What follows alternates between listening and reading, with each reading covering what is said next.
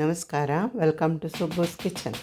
ಇಂದು ನಾವು ಈರುಳ್ಳಿ ಉಪಯೋಗಿಸ್ಕೊಂಡು ಪಕೋಡ ಮಾಡೋಣ.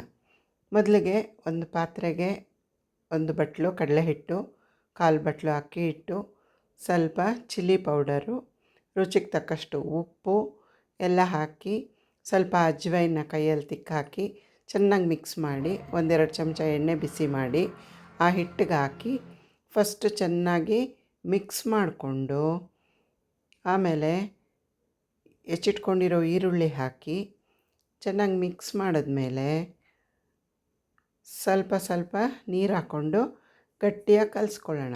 ಗಟ್ಟಿಯಾಗಿ ಕಲಿಸ್ಕೊಂಡು ಎಣ್ಣೆನ ಒಲೆ ಮೇಲೆ ಬಿಸಿಗಿಟ್ಕೊಂಡು ಸಣ್ಣ ಉರಿ ಇಟ್ಕೊಂಡು ಎಣ್ಣೆ ಬಿಸಿ ಆದಮೇಲೆ ಸಣ್ಣ ಸಣ್ಣ ಪಕೋಡವನ್ನು ಎಣ್ಣೆಗೆ ಹಾಕಿ ಕರಿದುಕೊಳ್ಳೋಣ. ಚೆನ್ನಾಗಿ ಎಲ್ಲ ಬದಿಯಲ್ಲೂ ಗರಿಯಾಗಿ ಕರೆದುಕೊಂಡು ಇದೇ ರೀತಿ ಬ್ಯಾಚ್ ವೈಸ್ ಎಲ್ಲ ಪಕೋಡಗಳನ್ನು ಕರೆದುಕೊಂಡು ಚಟ್ನಿ ಅಥವಾ ಸಾಸ್ ಒಟ್ಟಿಗೆ ತಿಂದರೆ ರುಚಿಕರವಾಗಿರುತ್ತದೆ.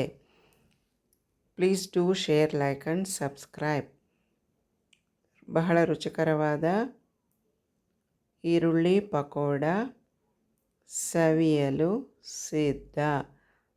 Thanks for watching.